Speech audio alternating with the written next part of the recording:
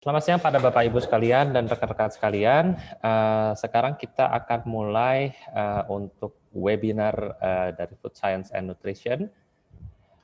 Ini merupakan episode ke-6 dengan judul A Fresh Look at Fermented Foods.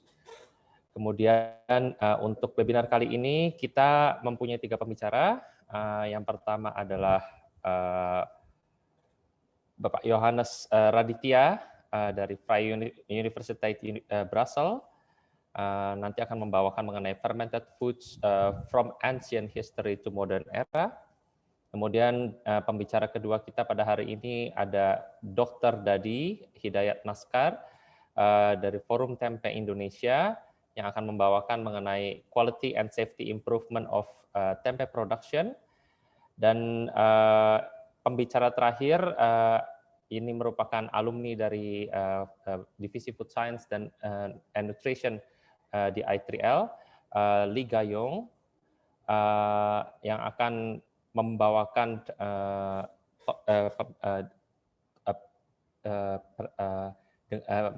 topik microbes isolation and selection from traditional soy sauce fermentation.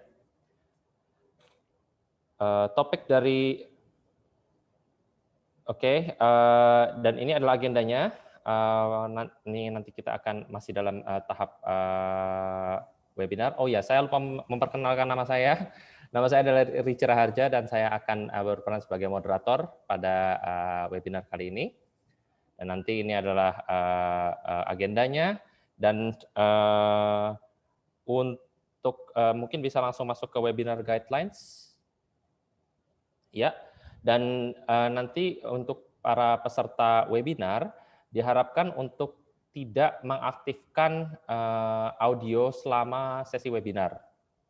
Oke, dan kemudian untuk bertanya, untuk nanti jika ada pertanyaan kepada pembicara tertentu, maka bisa menggunakan fitur Q&A yang kemudian kalau bisa juga ditujukan untuk pembicaranya yang mana, pembicara 1, pembicara 2, atau pembicara 3. Kemudian nanti ada juga evaluation survey di bagian terakhir. Jadi untuk sertifikat baru akan diberikan jika sudah mengikuti survei yang ada. Oke. Dan sekarang kita akan menonton video mengenai Food Science and Nutrition di I3L.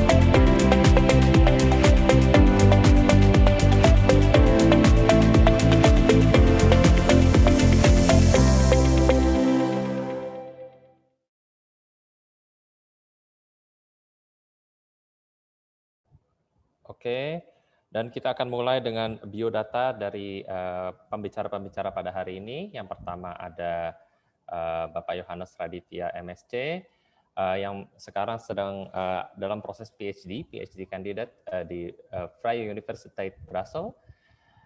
Academic background-nya beliau menyelesaikan Master Degree di Food Technology dengan spesialisasi Food Biotechnology di Wageningen University pada tahun 2014. Kemudian sebelumnya juga menempuh Bachelor atau S1 di Proses dan Food Technology di Netherlands, The Hague University of Applied Science pada tahun 2012. Dan dulu pernah juga menjadi faculty member di Food Science and Nutrition di I3L. Bisa selanjutnya. Kemudian pembicara kedua kita dari Dr. Dadi Hidayat Maskar M. Gizi. Beliau merupakan konsultan dan lecturer di Nutrition Department di Universitas Shahid, dan juga merupakan co-founder dari Tempelan di Jungleland, kemudian juga merupakan konsultan dari US Soybean Export Council. Background edukasi beliau menempuh S1 di Universitas Shahid di Divisi Nutrisi dan Teknologi Pangan, kemudian mengikuti program postgraduate di Medical Faculty di Universitas Indonesia, dan kemudian menempuh PhD di Human Nutrition di Bogor Agricultural University.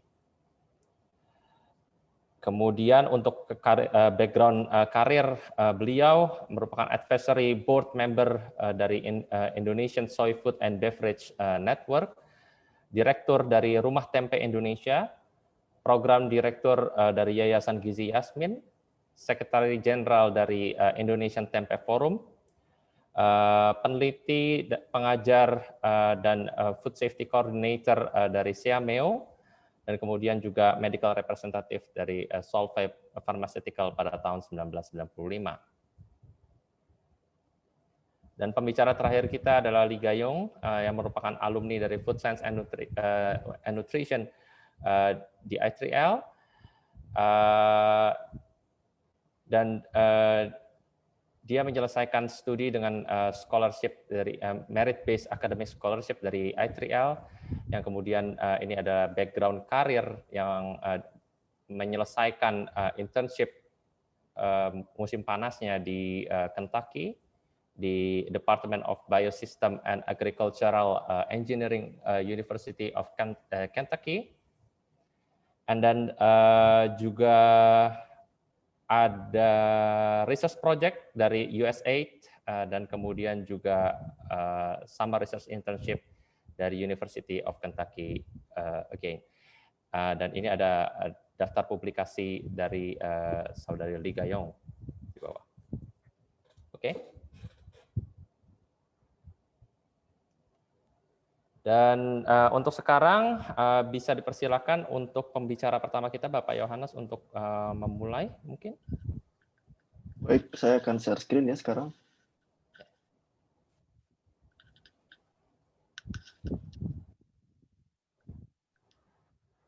Apakah sudah uploaded? Sudah, tapi belum full screen. Ya, sudah. Sekarang sudah ya? Sudah. Oke, baik. Selamat siang, Bapak Ibu sekalian peserta webinar series pada hari ini. Perkenalkan, nama saya Yohanes Raditya Wardana. Sekarang ini saya sedang melanjutkan studi S3 di Vrije Universiteit Brussels. Dulu saya juga pernah bekerja di Department of Food Science and Nutrition sebagai tenaga pengajar, sebagai dosen. Pada siang hari ini saya akan memberikan topik atau memberikan webinar dengan judul Fermented Foods from Ancient History to Modern Era. Jadi ini outline presentasi atau outline webinar yang akan saya bawakan pada hari ini. Pertama kita akan melihat milestones of fermented foods, atau dengan kata lain sejarah dari pangan fermentasi. Kita akan melihat apa saja sih yang sudah didokumentasikan dan apa saja sejarahnya dari zaman dulu, dari ancient sampai dengan zaman sekarang. Lalu yang kedua, saya akan menjelaskan sedikit tentang microorganisms as the key player, atau peran atau fungsi utama dari mikroorganisme dalam pembuatan fermented foods. Yang ketiga, saya akan menjelaskan sedikit tentang safety dan health benefits of fermented foods, keamanan pangan, dan juga benefit kesehatan dari mengkonsumsi fermented foods. Yang keempat, kita akan melihat bagaimana era modern, bagaimana fermented foods ini di era modern, dan saya akan dan di akhir dari webinar saya akan berikan konklusi atau konklusi general. Yang pertama, kita akan melihat milestones of fermented foods atau sejarah dari fermented foods. Jadi kalau kita berbicara tentang fermented foods itu sebenarnya bukan hal yang baru, itu sudah ada sejak dahulu kala, dulu sekali.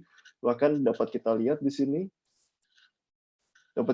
sini bahwa dokumentasi pertama fermented food itu sudah ada sejak 10.000 before century. Jadi sudah ada lama sekali. Salah satu artifact yang dapat menunjukkan bahwa sudah terjadi fermentasi adalah terjadinya kendi ini, atau adanya kendi ini yang didokumentasikan. Ini adalah kendi yang digunakan untuk memproduksi etanol atau memproduksi alkohol. Jadi zaman dulu mereka sudah membuat minuman yang mengandung alkohol di dalam guci seperti ini. Di samping itu mereka juga sudah sebenarnya membuat publikasi, namun publikasi yang mereka buat pada zaman dahulu itu tidak seperti sekarang, di mana kita membaca paper, membaca jurnal, namun publikasi zaman dahulu lebih dengan artifacts, contohnya dengan ukiran yang ada di gua atau juga gambar-gambar yang ada di gua. Nah, ini merupakan salah satu publikasi terlama yang menunjukkan bahwa fermented foods atau terjadinya proses fermentasi itu sudah ada sejak zaman dulu kala. Jadi bukan hal yang baru yang kita ketahui saat ini. Kalau kita lihat sejarah dari fermented foods, di sini saya mempunyai tabel. Tabel ini dia berdasarkan dari before centuries dan after centuries.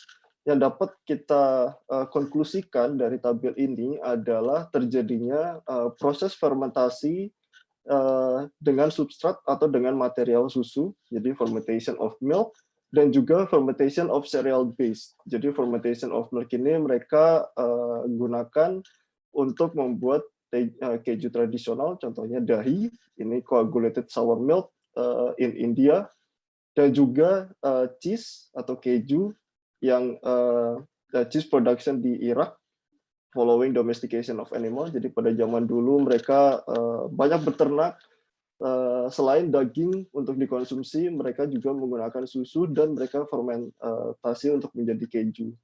Lalu ada juga ethanol production atau produksi dari fermented beverages di sini, wine contohnya yang kita lihat tadi, bahwa produksi wine ini sudah ada sejak dahulu kala.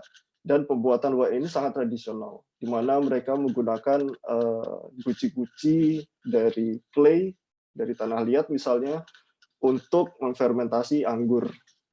Ya. Lalu ketika kita berjalan ke arah setelah century, itu dapat kita lihat developments of fermented food. Jadi selain developments yang mereka lakukan atau yang scientist lakukan pada waktu itu adalah mendefine atau mencari cara bagaimana fermentasi itu tidak spontaneous atau tidak terjadi sewaktu-waktu atau mendadak gitu ya.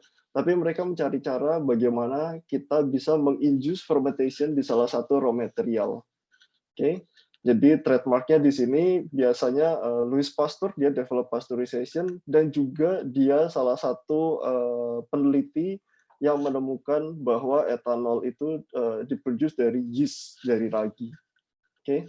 Jadi di modern era ini highlight-nya adalah lebih banyak kontrol fermentation yang terjadi untuk produksi fermented foods. Selain itu, ketika kita berbicara tentang fermented foods di akhir-akhir ini, mungkin di atas 1990, itu lebih banyak development of starter culture. Jadi mereka lebih banyak menemukan starter culture dari lingkungan-lingkungan, dari traditional fermented foods, dari lingkungan juga, Dan starter culture ini menjadi salah satu kunci utama suksesi faktor kenapa fermented food itu bisa menjadi sekarang ini. Di samping itu, di era sekarang itu lebih banyak emphasize-nya atau lebih banyak penekanannya di regulations, terutama tentang kualitas dan keamanan of fermented foods. Jadi ini adalah salah satu ilustrasi saja past versus present, bagaimana mereka melakukan fermentasi, proses fermentasi pada zaman dahulu dan sama sekarang. Yang pertama ini adalah proses pembuatan anggur. Pada zaman dulu pembuatan anggur itu sangat tradisional, di mana anggur buah yang mereka panen itu mereka masukkan ke dalam wooden bucket atau bucket kayu ya. Lalu proses pencairannya atau proses mixingnya atau mashingnya itu menggunakan kaki orang. Ya, jadi ada satu orang di atas ini, dia akan berdiri dan menginjak-injak anggur. Lalu setelah itu anggur akan menjadi suatu cairan dan ini yang difermentasi. Ini sangat mengerikan ya kalau kita lihat di zaman sekarang karena kaki orang untuk menginjak anggur, anggurnya difermentasi lalu mereka minum. Kadang-kadang tidak etikal, tapi ini kenyataannya bahwa fermentasi ini sudah terjadi sejak zaman dulu dan prosesnya pun seperti ini, prosesnya pun masih tradisional. Kalau kita lihat di zaman sekarang, proses mashing anggur itu mereka menggunakan mesin, biasanya sudah fully automated atau sudah 100% otomatis. Jadi anggur tinggal kita taruh di kita bilangnya grape master, itu dia akan ibaratnya memblender anggur itu dan mengekstrak cairan. Contoh kedua adalah pembuatan keju. Pada zaman dulu, pembuatan keju tradisional itu dia sangat labor intensif, atau dengan kata lain itu sangat menggunakan labor dari human sebanyak-banyaknya. Dan juga mungkin skalanya tidak terlalu besar, karena balik lagi mereka juga punya limitasi. Tapi ketika kita melihat dengan produksi keju di zaman sekarang, terutama industrial cheese production, itu mereka akan menggunakan semi-automated mesin. Of course, mereka masih melakukan manual labor, tapi setengah dari pekerjaan mereka itu sudah dilakukan oleh mesin. Jadi perbandingannya adalah skala. Yang pertama, yang tradisional, mereka skalanya mungkin limited. Kalau yang modern, itu skalanya biasanya lebih besar. Nah, sebelum kita lanjut ke selanjutnya, fermented food itu sebenarnya apa? So what is fermented food? Di sini saya mengutip arti atau mengutip definisi dari sebuah paper International Scientific Association for Probiotics and Prebiotics Consensus Statement on Fermented Food. Jadi di paper ini beberapa pakar di bidang fermented foods mereka berkumpul bersama, mereka berdiskusi dan mendefinisikan apa sih itu fermented foods. Jadi dari paper ini, fermented food itu diartikan dengan foods made through desired microbial growth and enzymatic conversion in food components. Jadi keywords-nya adalah desired microbial growth and enzymatic conversion. Jadi yang pertama adanya activity atau aktivitas dari microbes yang diinginkan atau microbes yang beneficial. Lalu yang kedua adanya perubahan komponen dari sebuah raw materials tersebut, ya, baik itu enzymatic maupun chemical maupun kimiawi. Lalu garisnya di mana? Jadi ada beberapa definisi yang mereka bahas juga di sini. Yang pertama adalah ada istilah probiotik, ada istilah fermented foods, dan ada istilah probiotic fermented foods. Jadi di prebiotik ini mereka menekankan pada probiotik itu adalah mikroorganisme hidup. Jadi kata kuncinya adalah hidup, mikroorganisme yang hidup, dan dia harus mempunyai evidence for health benefit.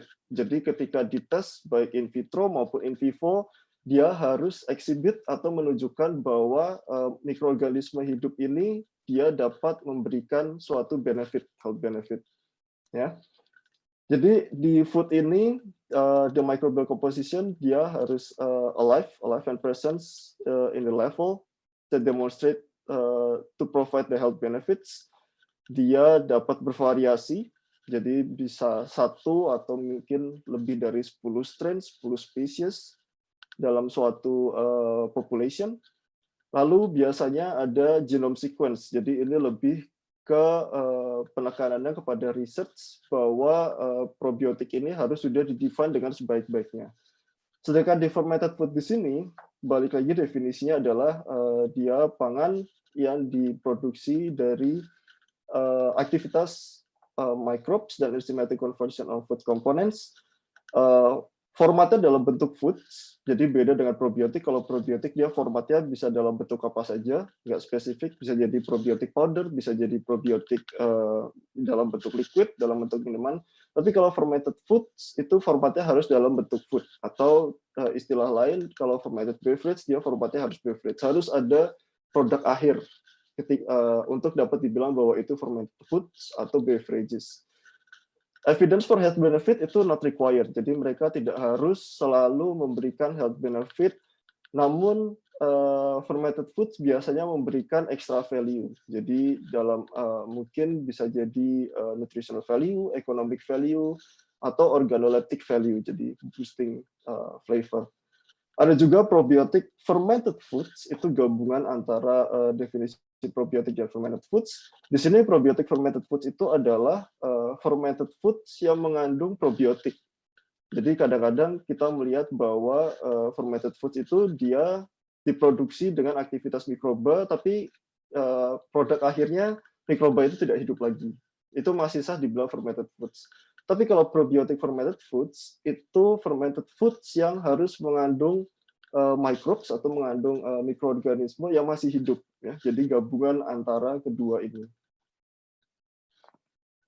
Nah, karakteristiknya itu seperti apa?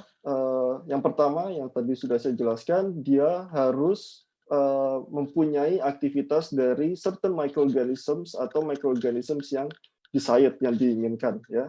Jadi nggak semua mikroorganisme, tapi mikroorganisme yang mungkin safe, memiliki GRAS status kalau zaman sekarang, dan juga dia memiliki fungsi. Jadi mikroorganisme yang bisa mengkonversi komponen dari raw material menjadi fermented foods. Nah, mikroorganisme ini dia dapat present atau dia ada di fermented foods baik secara spontaneous, jadi atau indigenous, jadi sudah ada atau dia menempel mungkin atau dia berada di dalam raw fermented foods, atau intentionally added. Kalau ini penekanannya lebih ke modern era di mana sekarang pembuatan fermented foods itu lebih dengan menggunakan starter culture atau gampang terkontrol. Yang kedua itu lebih ke enzymatic activities. Jadi ini lebih ke functional roles of certain microorganisms yang digunakan dalam produksi fermented foods. Yang kedua, fermented foods itu dia time dependence. Jadi ketika kita berbicara tentang proses fermentasi, terutama produksi fermented foods, itu biasanya kita harus menunggu dalam beberapa waktu. Jadi itu tidak instan. Jadi dapat kita karakteristikan bahwa fermented foods itu dia time dependent, dia bergantung pada waktu. Contohnya adalah keju.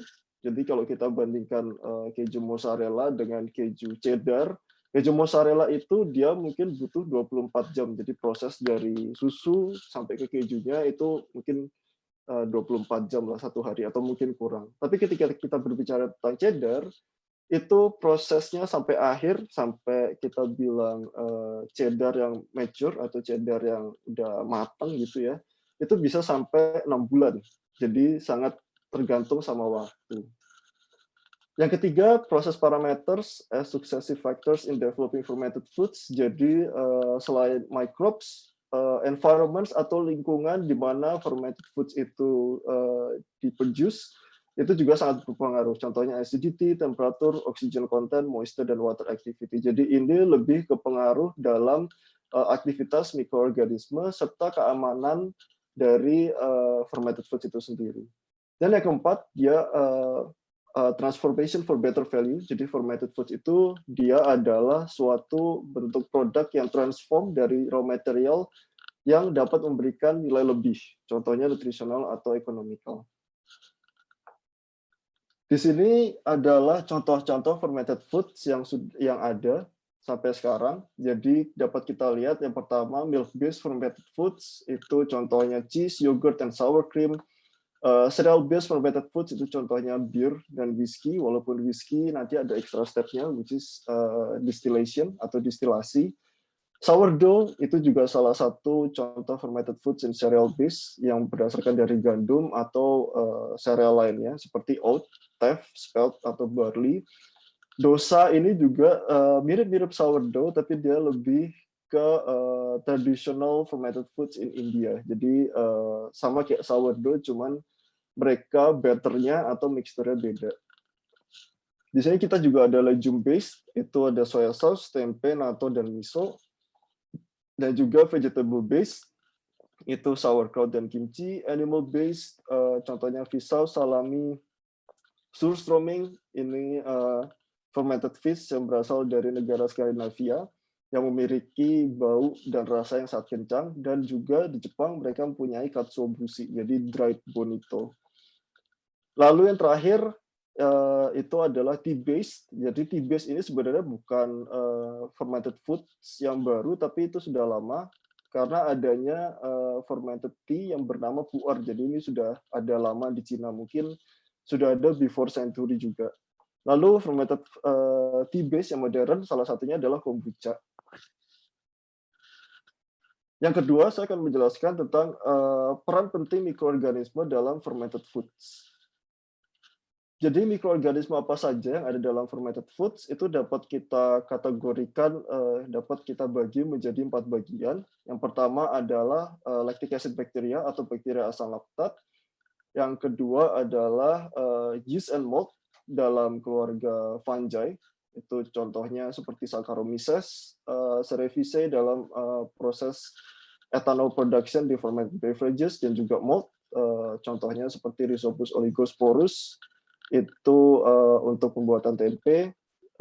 Ada juga yeast, dan juga yang keempat adalah dia other bacteria. Jadi other bacteria itu dia tidak termasuk dalam lactic acid bacteria atau mold and yeast, tapi dia dapat digunakan menjadi starter culture atau tetap berperan di starter culture. Contohnya Propionibacterium ini, dia adalah bakteri yang biasa digunakan dalam pembuatan Swiss cheese. Itu dia memberikan atau dia memproduksi senyawa yang bernama propionic acid. Jadi itu memberikan karakteristik acidity dalam sebuah fermented foods. Nah, pertanyaannya adalah bagaimana kita dapat mengetahui mereka? How do we get to know them? Bagaimana dari tradisional era ke modern era sampai kita mengetahui bahwa mereka ini adalah kunci dari successful fermented foods. Jadi di sini saya mempunyai 2 approach. Saya tidak akan menjelaskan detail, tapi intinya adalah ada 2 approach atau ada 2 metode dasar untuk dapat mengetahui mikroba dalam fermented foods. Yang pertama culture dependence, di mana culture dependence itu dia membutuhkan mikroba hidup untuk diprofile, untuk dikarakteristikan, jadi untuk dapat kita tahu mikroba apa dan mereka fungsinya apa. Lalu yang lumayan terkenal pada saat ini, tapi penekanannya lebih ke research base atau lebih dalam ranah research, itu culture independence. Jadi ini menggunakan suatu DNA atau RNA ekstrak dari fermented foods, dan mereka mengidentifikasi apa saja mikroorganisme dalam fermented foods serta fungsinya. Jadi berdasarkan genetic materials dari mikroorganisme ini.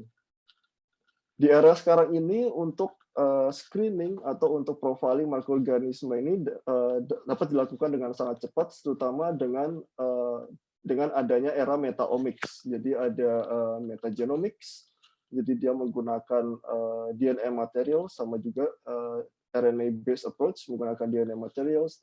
Yang ini DNA, yang ini RNA. Lalu ada juga protein based approach. Ini biasanya dapat memberikan indikasi tentang misalnya ada enzymatic activity apa yang terdapat di sebuah microbes, dan bagaimana enzymatic activity ini dapat berperan dalam proses fermentasi. Lalu yang terakhir adalah metabolomics. Jadi ini kita melihat apa saja sih activity atau chemical outcomes dari aktivitas sebuah mikroorganisme dalam proses fermentasi, dalam pembuatan fermented foods.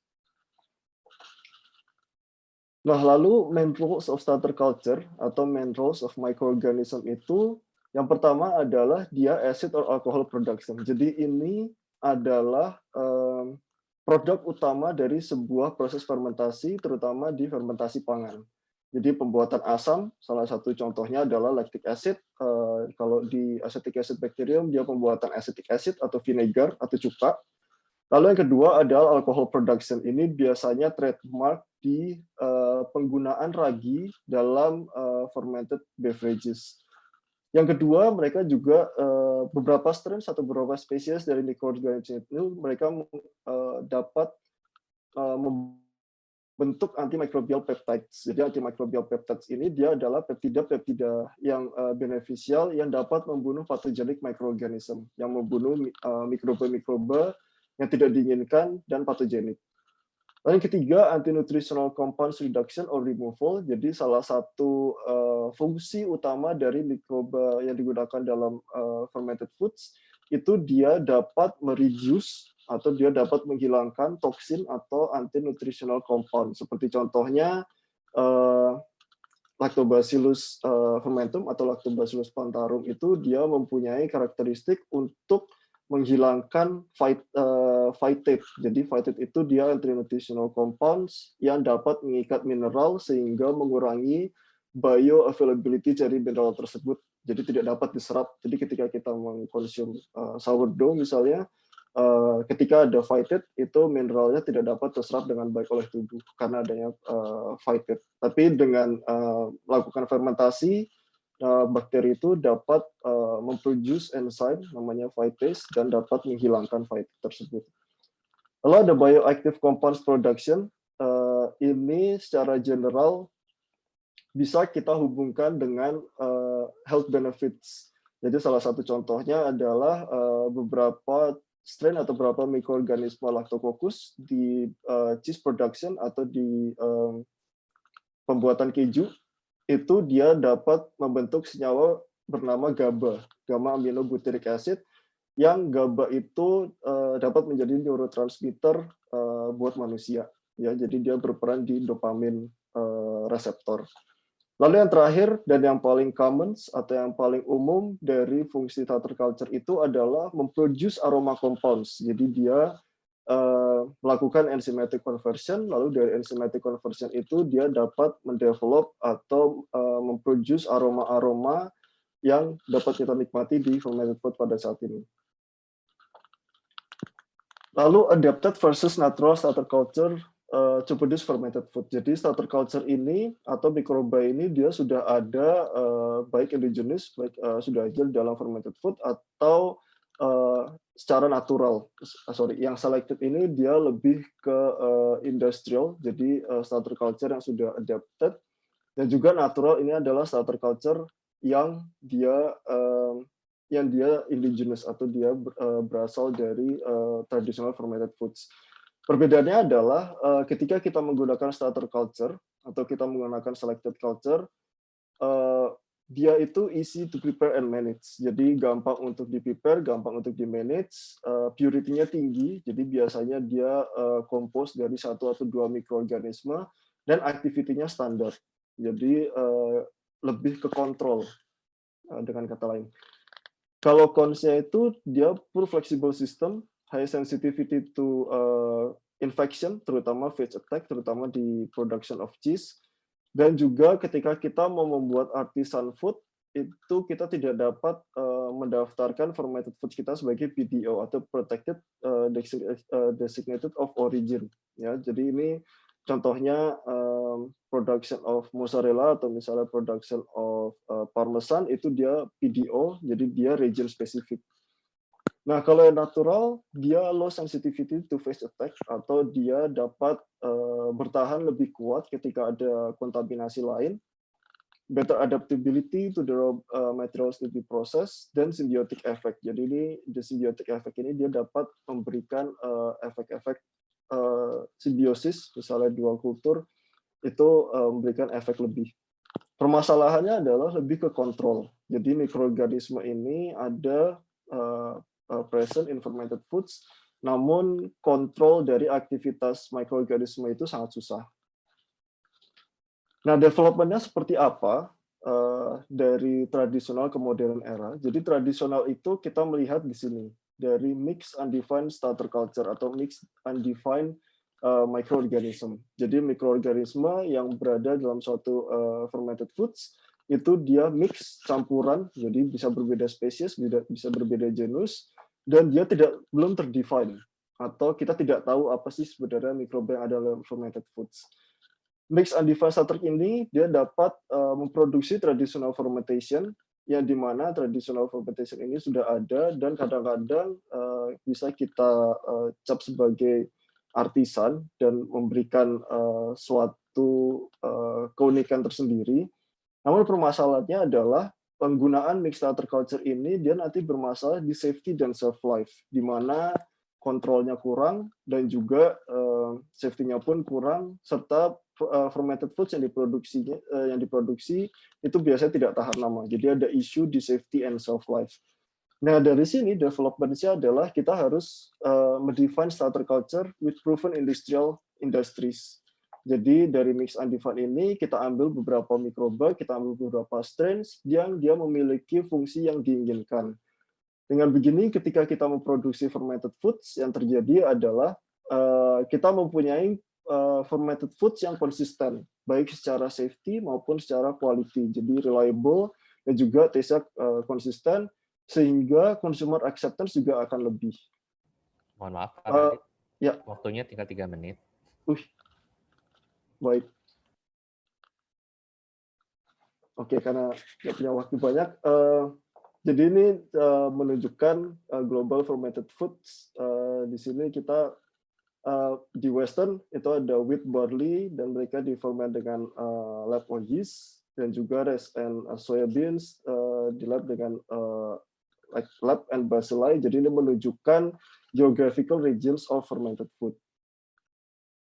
Ini saya skip aja ya. Nah, ini salah satu fungsi starter culture di fermented food quality itu untuk aroma production. Jadi ini in case of cocoa yang mereka lakukan adalah mereka memproduksi aroma compounds. Lalu safety issue di fermented foods ini, contoh traditional fermentation itu balik lagi dia less control, jadi occurrence of pathogenic microorganism itu dia lebih ada. Ya, ini adalah salah contohnya di sauerkraut, di cheese making, di sourdough, dan juga salami.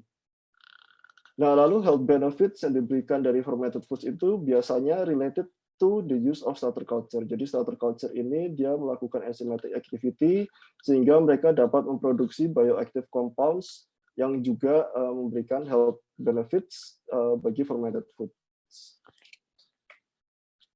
Lalu yang terakhir itu di modern era food fermentation, itu dapat kita lihat bahwa konsumsi fermented foods itu lumayan tinggi. Contohnya beer in Germany, miso dan tempe di negara Asia, dan juga yogurt di negara Barat. Lalu perbandingannya adalah, balik lagi tradisional, itu dia small scale, kalau di modern itu biasanya large scale, jadi scale-nya lebih besar. Tradisional kualitas fermented food secara tradisional itu dia lebih rendah, sedangkan kualitas di modern itu lebih konsisten, dan juga safety issue itu sangat ditekankan di modern. Jadi kalau tradisional biasanya safety and hygiene less appreciated, kalau modern itu dia lebih ditekankan.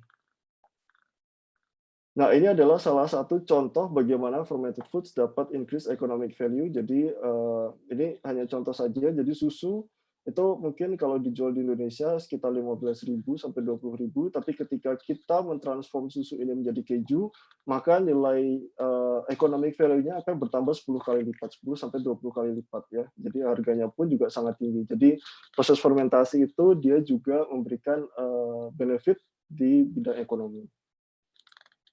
Lalu di modern era, terutama di beer brewing ini, proses fermentasi dia fully automated atau 100% otomatis, yang dimana handle-nya lebih gampang. Namun di modern era, proses fermentasi yang bulk atau yang pangan, contohnya tempe, itu agak susah diaplikasikan dalam skala besar karena biasanya mereka melakukan proses fermentasi berdasarkan batch.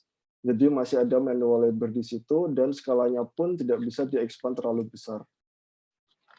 Nah, di modern era ini starter culture itu sudah komersial dan dapat dibeli di mana saja. Contohnya ini starter culture buat keju dan yogurt untuk dapat melakukan pembuatan yogurt atau keju di rumah. Contoh lainnya adalah ragi tempe yang sudah dapat beli dari pasar, jadi dapat bikin tempe dengan skala kecil atau skala rumah. Dan ada starter culture lainnya seperti contohnya sourdough dan juga kombucha. Lalu konklusinya adalah fermented food itu dia omnipresence, jadi dia sudah ada dari zaman dulu, zaman sekarang, dan mungkin masih akan berlanjut di kedepannya. Lalu fantastic microbes and where to find them in fermented foods and environments itu lebih ke bagaimana kita dapat mengeksplor lebih mikroba-mikroba yang ada dalam fermented foods untuk dapat memproduksi fermented foods dengan extra health benefits atau extra value. Dan yang terakhir adalah dengan kita tahu bahwa fermented foods itu memberikan health benefits, jadi mungkin perbanyaklah fermented foods atau fill your gut with fermented foods for extra benefit. Baik, terima kasih atas atensinya. Sekian dari saya. Oke, terima kasih Pak Radit atas presentasinya menarik. Untuk pertanyaan buat Pak Radit nanti bisa buat para peserta dan rekan-rekan sekalian, Bapak Ibu. Kalau jika ada pertanyaan untuk Pak Radit, bisa disimpan terlebih dahulu dan nanti bisa ditanyakan ketika Q&A session. Dan sekarang kita akan pindah ke pembicara kedua kita, yaitu Dr. Dadi. Untuk waktunya nanti ada 30 menit dan kemudian saya akan coba warning nanti kalau sudah 5 menit sebelumnya. Oke? Waktu dan tempat saya persilahkan. Oke, terima kasih Pak Ricci atas perkenalannya. Senang sekali saya bisa bergabung di sini. Bismillahirrahmanirrahim. Assalamualaikum warahmatullahi wabarakatuh. Selamat siang dan salam sejahtera untuk kita semua. Apakah sudah bisa dilihat share screen saya? Sudah, Pak. Sudah. Baik. Jadi saya diminta untuk sharing tentang quality and safety improvement of tempe production. Kebetulan ini berkaitan dengan aktivitas sehari-hari saya sebagai Sekretaris Jenderal Forum Tempe Indonesia dan juga sebagai konsultan untuk US Soybean Export Council.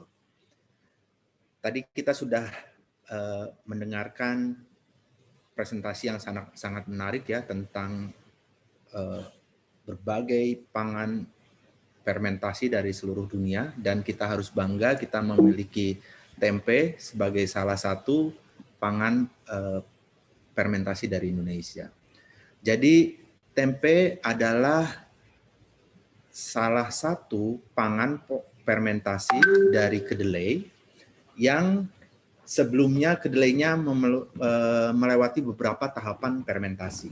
Jadi secara umum terdapat dua fermentasi pada tempe ini. Yang pertama fermentasi pada saat perendaman kacang kedelai setelah direbus, itu melibatkan fermentasi bakteri asam laktat. Nah, fermentasi ini, tahapan ini sangat penting untuk menyiapkan kedelai yang nanti akan melewati fermentasi utama oleh ragi atau Rhizopus oligosparus. Nah, tempe ini secara umum itu akan memerlukan waktu 36 sampai 48 jam dari kedelai mentah hingga siap menjadi tempe. Dan tempe ini bentuknya kompak ya, firm, dan sehingga ini menjadi favorit bagi masyarakat Indonesia karena bentuknya yang kompak menyerupai daging ya. Bahkan kalau di negara-negara barat, di negara-negara Eropa, ini tempe ini menjadi pengganti sebagai salah satu sumber asupan protein yang banyak digunakan oleh kalangan yang menganut atau yang melaksanakan diet vegetarian. Nah, tempe ini juga memiliki kelebihan, memiliki vitamin B12. Vitamin B12 ini muncul karena proses fermentasi. Tempe ini merupakan satu-satunya pangan nabati yang kaya akan vitamin B12.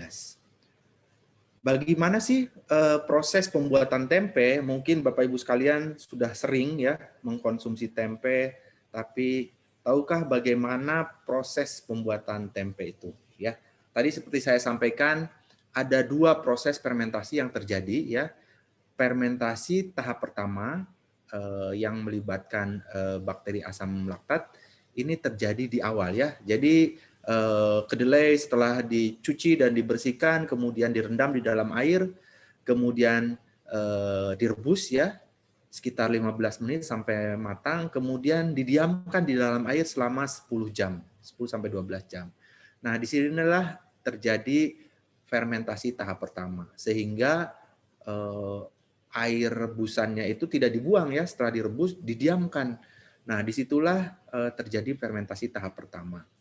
Kemudian setelah itu dipecah, kemudian dipisahkan kulitnya, kemudian dicuci lagi, kemudian didinginkan, kemudian baru diinokulasi, ditambahkan ragi.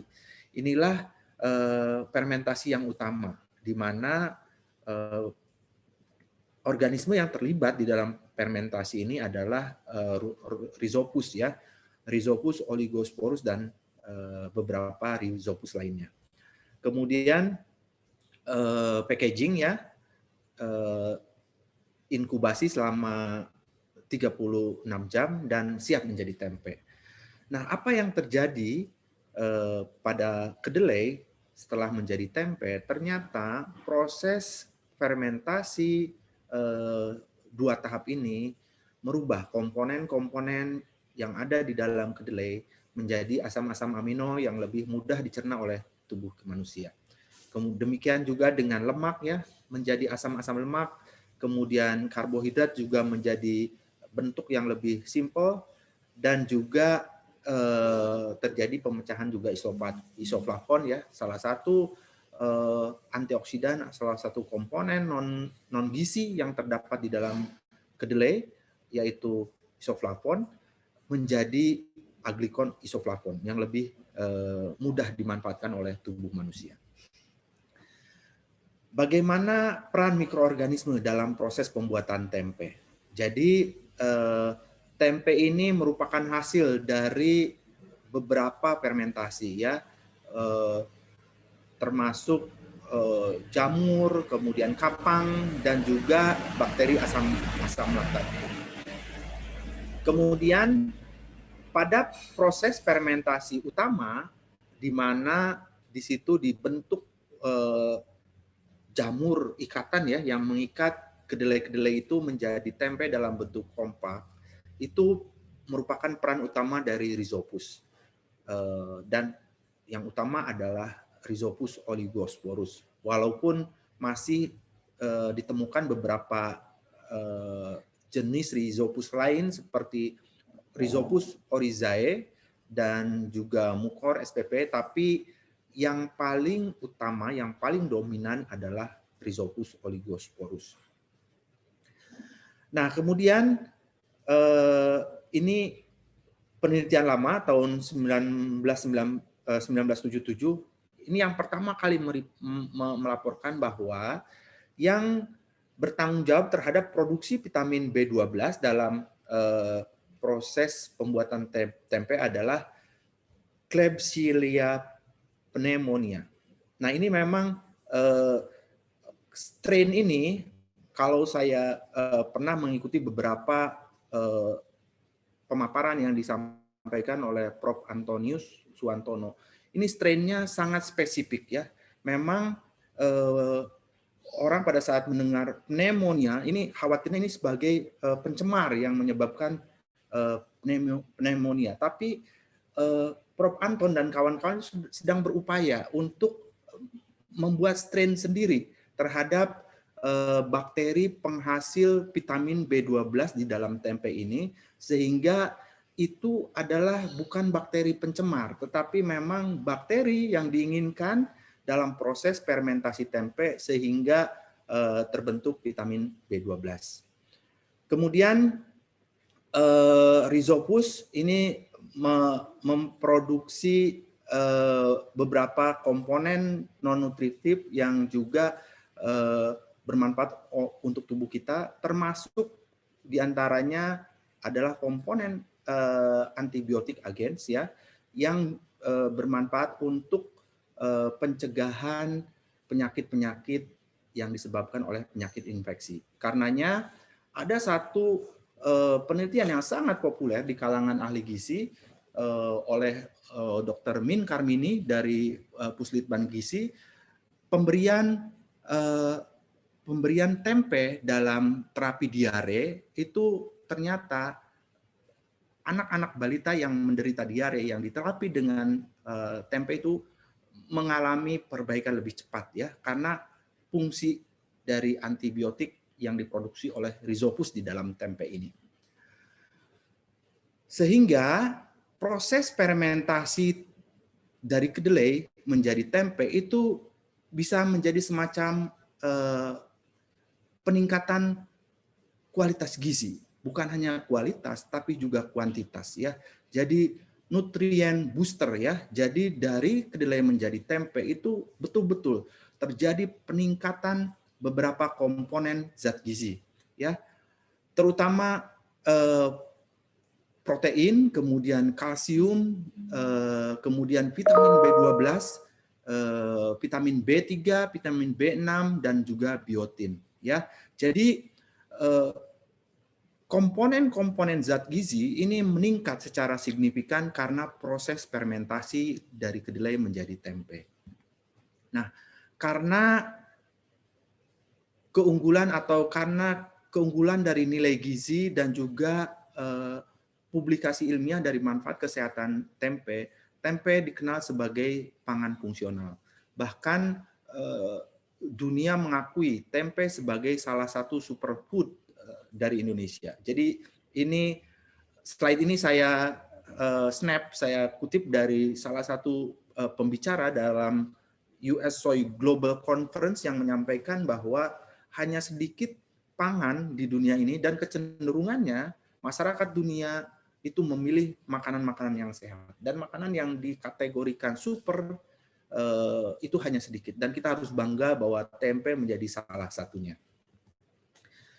Nah, kemudian Forum Tempe Indonesia bekerjasama dengan beberapa stakeholder tempe di Indonesia, termasuk Pergizi Pangan Indonesia, mengajukan tempe sebagai warisan budaya bangsa Indonesia. Ya, memang kita sudah mengenal tempe sebagai bagian dari budaya masyarakat Indonesia, terutama Jawa, tetapi ternyata tempe ini baru saja. Jadi pada tahun 2018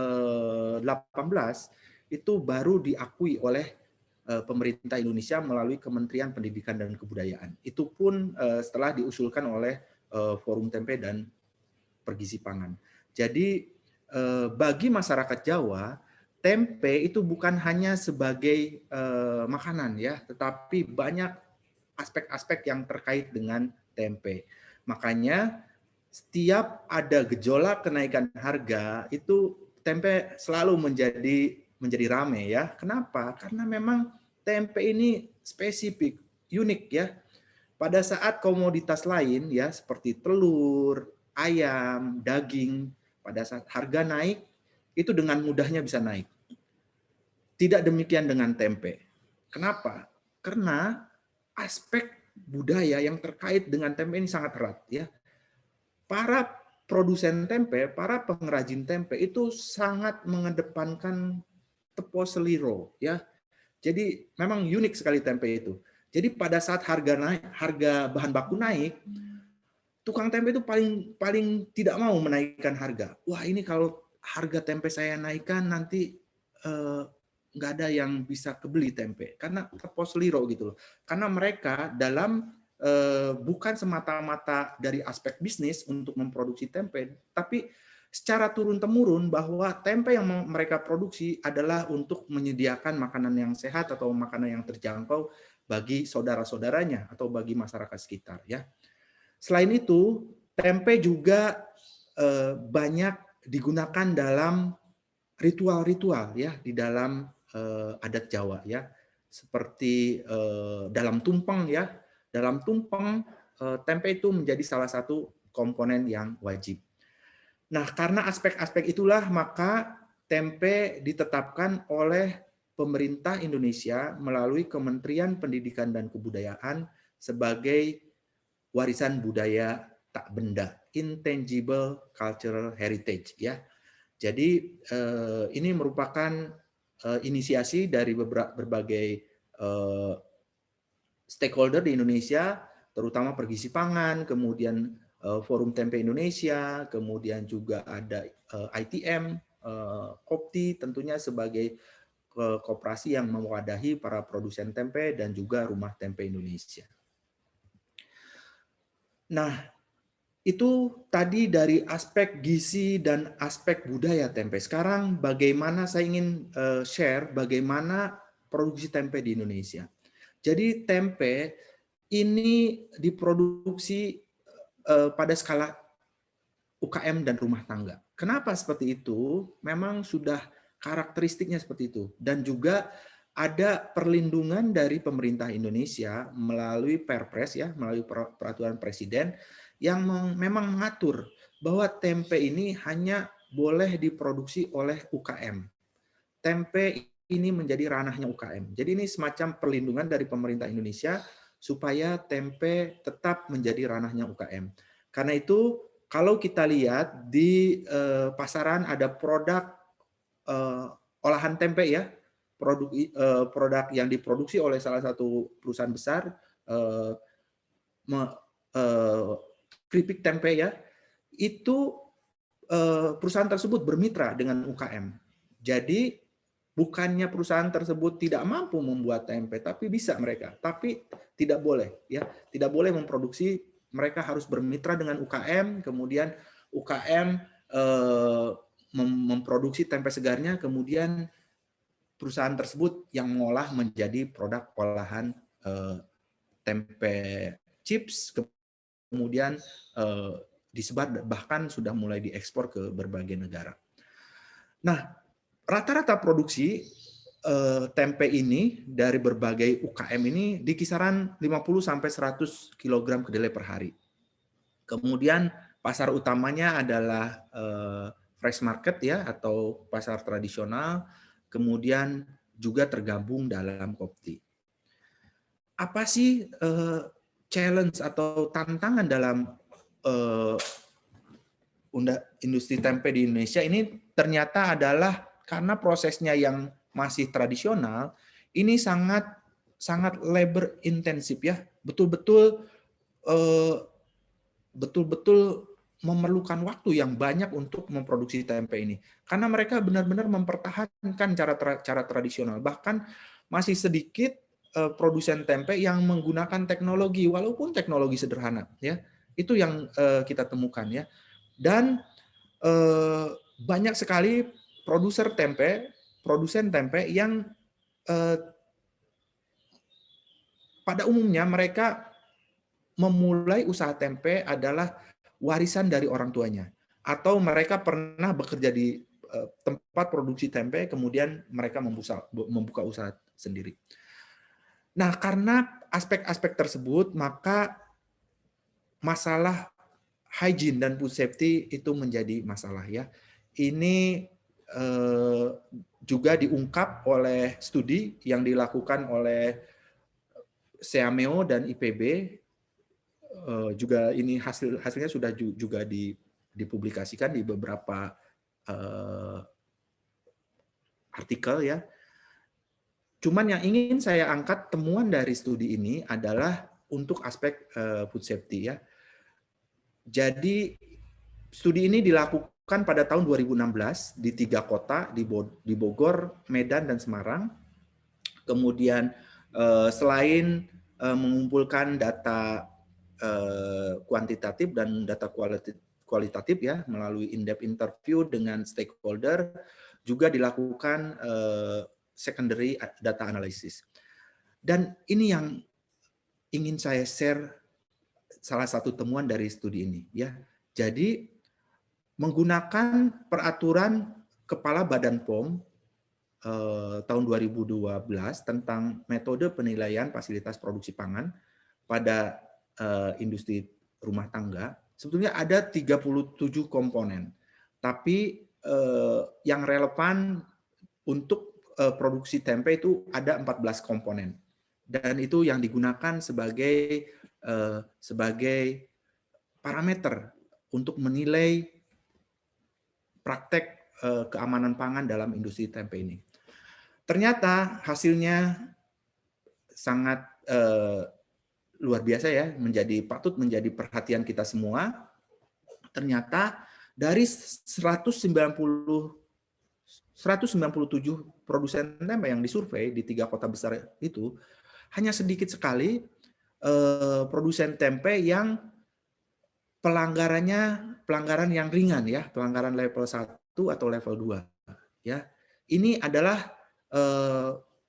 tipe pelanggaran yang masih dapat ditolerir sehingga masih boleh memperoleh sertifikat keamanan pangan atau PIRT ya. Ternyata hasil survei ini menunjukkan bahwa hanya 9 produsen tempe yang pelanggarannya ringan ya. Dari seluruh produsen tempe yang disurvei tidak ada satupun yang full yang tidak melanggar. Tapi hanya sedikit, hanya 9 produsen tempe atau 4,7% yang level tingkat pelanggarannya paling rendah, tingkat 1. Yang paling banyak adalah level 3 dan level 4 ya. Jadi pelanggaran tingkat 3 dan tingkat 4 ini paling banyak. Ada 17,6% yang level 3, bahkan yang pelanggarannya paling serius ada 70,7%. Parameternya apa? Berdasarkan pedoman tersebut, masih banyak produsen tempe yang menggunakan drum bekas ya untuk merebus kedelai. Bahkan itu di angka 64,6% dari produsen tempe yang disurvei itu masih menggunakan drum bekas sebagai alat untuk merebus kedelai. Padahal mereka juga tidak tahu drum bekas itu bekas apa, bisa jadi bekas aspal, bekas apa tidak tahu. Nah itu merupakan pelanggaran yang sangat kritikal ya. Kemudian juga rendahnya kualitas air yang digunakan itu ditemukan di 15,2% tempe produsen. Dan juga tidak tersedianya tempat sampah dan tidak ada manajemen pengelolaan sampah yang baik. Nah, data ini menunjukkan bahwa menyedihkan bagi kita semua bahwa 95,3% dari tempe produsen tempe itu tidak kalau misalnya mereka mengajukan PIRT itu mereka 95,3% nggak lulus ya, tidak memenuhi persyaratan keamanan pangan ya. Itu tentunya menjadi PR bagi kita semua. Di satu sisi tempe merupakan pangan tradisional warisan budaya bangsa Indonesia, tapi bagaimana praktek-praktek keamanan pangan dan juga hygiene dalam proses produksi tempe ini masih menjadi PR bagi kita semua.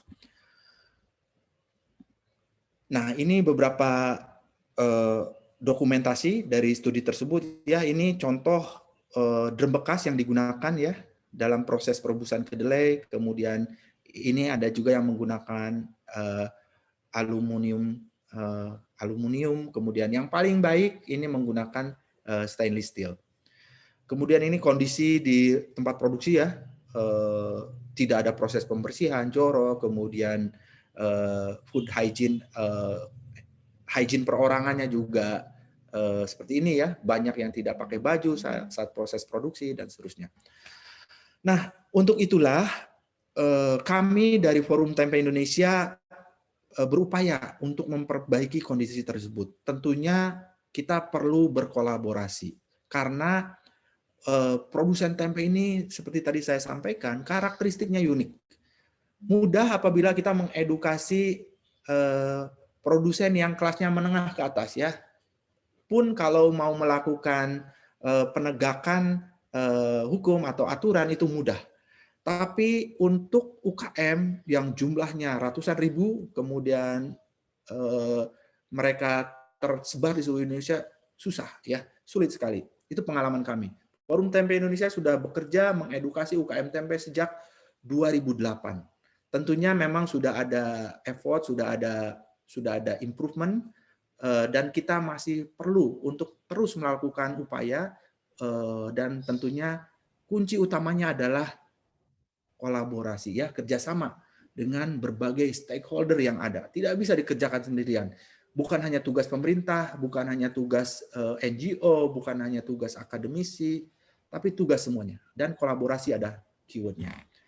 Nah, ini beberapa highlight dari kegiatan yang dilaksanakan oleh Forum Tempe Indonesia, bekerja sama dengan USEC, disupport oleh USEC, dan juga berkolaborasi dengan stakeholder tempe di Indonesia. Ya, jadi misi utamanya adalah untuk meningkatkan industri kualitas tempe industri di Indonesia, terutama dari aspek hygiene dan sanitasi. Ya, jadi target utamanya produsen tempe, kemudian key opinion leaders ya, kemudian konsumen dan stakeholder lainnya. Nah, ini kita berikan bantuan berupa apron, kemudian poster-poster untuk mengedukasi, dan juga training ya. Kita secara rutin melaksanakan edukasi dan training ya, baik itu training secara langsung maupun TOT ya, karena untuk menjangkau masyarakat produsen tempe di seluruh Indonesia kita memerlukan banyak tangan ya.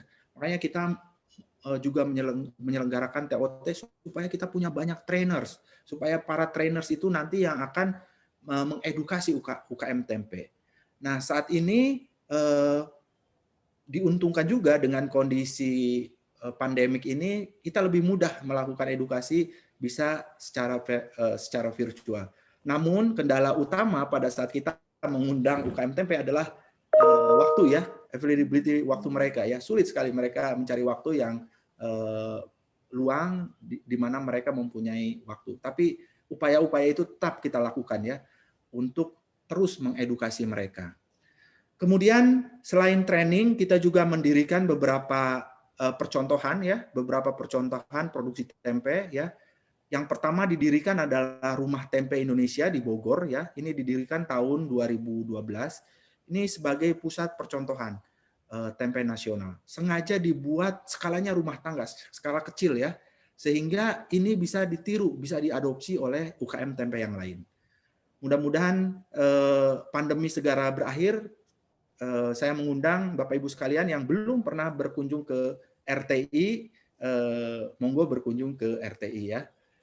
Maaf Dr. Dadi, waktunya sudah tinggal 3 menit lagi. 3 menit ya. Terima kasih Pak Ricci. Ya, ini adalah dari rumah tempe yang pertama kali kita dirikan di Bogor. Sudah banyak yang kita mendirikan percontohan yang lain di berbagai wilayah di Indonesia dengan tujuan untuk memberikan contoh ya, karena untuk UKM tempe itu kita memberikan kuliah atau penyuluhan itu sulit. Tapi kalau kita buatkan percontohannya, ini loh contohnya, sehingga mereka bisa meniru. Dan tentunya kita masih perlu banyak sekali mendevelop rumah percontohan supaya itu menjadi contoh bagi para UKM tempe di seluruh Indonesia. Kemudian ini adalah poster edukasi ya untuk para produsen tempe yang kita kembangkan ya, poster, kemudian supaya bisa ditempel di ruang produksi. Kemudian ini satu yang ingin saya share dengan Bapak Ibu sekalian, kita mengembangkan database MyTempe. Silahkan dikunjungi di www.mytempe.org atau di follow Instagramnya mytempe_id ya. Ini adalah database untuk menghimpun para produsen tempe yang sudah menerapkan produksi tempe secara higienis. Nah, kita akan mengedukasi UKM tempe di seluruh Indonesia. Kemudian produsen tempe yang sudah menerapkan produksi higienis itu, mereka kita berikan nilai tambah ya. Salah satu upaya yang kita lakukan adalah dengan memberikan akses pasar lebih ya, sehingga kita mengedukasi konsumen konsumen, oh iya saya pengen membeli tempe yang higienis, tapi gimana caranya? Nah, ini bisa kunjungi MyTempe. Di web MyTempe ini database yang berisi produsen tempe di seluruh Indonesia yang telah menerapkan cara produksi yang higienis. Dan ini masih dalam tahap pengembangan, mudah-mudahan berikutnya kita mempunyai apps ya, sehingga mudah sekali konsumen mau cari tempe di sekitar saya mana nih, UKM tempe di sekitar saya yang sudah menerapkan produksi tempenya secara higienis. Kemudian Tempeland Edutainment Center juga ini upaya dari kita untuk mengedukasi masyarakat ya, terutama generasi muda bahwa kita harus bangga memiliki tempe sebagai salah satu warisan budaya bangsa kita, dan juga mengingatkan masih banyak PR yang harus kita lakukan untuk memperbaiki kondisi tempe di Indonesia. Juga karena pandemi, saat ini kegiatan-kegiatan Tempeland dilakukan secara virtual. Mudah-mudahan pandemi segera berakhir, dan saya juga mengundang Bapak Ibu sekalian yang belum pernah berkunjung ke Tempeland untuk berkunjung ke Tempeland. Ini sedikit tentang US soybean. Jadi saat ini memang kita tidak punya pilihan, kebutuhan kedelai masih dipenuhi dari impor, tapi seperti artikel yang ditulis oleh Dr. Derajat dan kawan-kawan menyebutkan bahwa justru pada saat terjadi kesulitan, suplai kedelai itu akan berpengaruh bukan hanya terhadap ekonomi UKM tempe, tapi terhadap asupan dari protein untuk masyarakat Indonesia secara keseluruhan. Jadi pada saat ini memang bahan baku kedelai sebagai bahan baku utama pembuatan tempe masih impor, tapi itu bukan menjadi kendala bagi kita ya, karena memang tidak ada pilihan lain untuk saat ini yang tersedia dan memang bisa dipakai untuk memproduksi tempe adalah itu. Mungkin yang perlu adalah edukasi kepada konsumen untuk lebih mengapresiasi tempe sebagai komoditas ya. Jadi pada saat harga bahan baku naik, itu konsumen harusnya bersedia untuk membayar lebih, karena semahal-mahalnya harga tempe dengan kualitas gizi yang terdapat di dalamnya itu masih jauh lebih murah dibandingkan dengan sumber-sumber protein lainnya.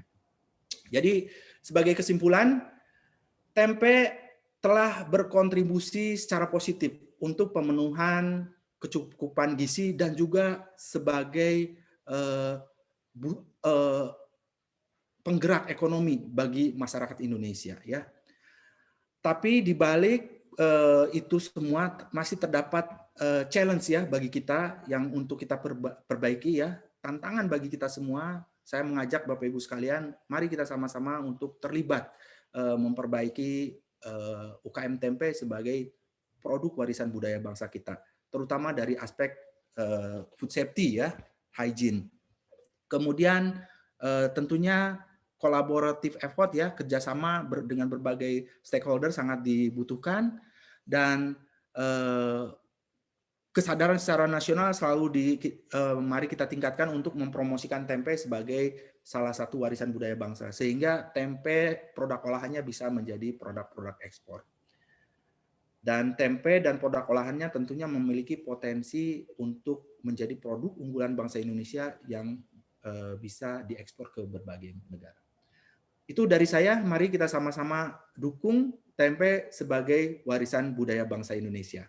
Kurang lebihnya mohon maaf. Wabillahi taufik wal hidayah. Wassalamualaikum warahmatullahi wabarakatuh. Selamat siang. Ya, terima kasih Dr. Dadi atas presentasinya menarik mengenai tempe. Dan selanjutnya kita akan langsung ke pembicara terakhir, yaitu Saudari Ligayong. Mungkin bisa langsung dimulai saja.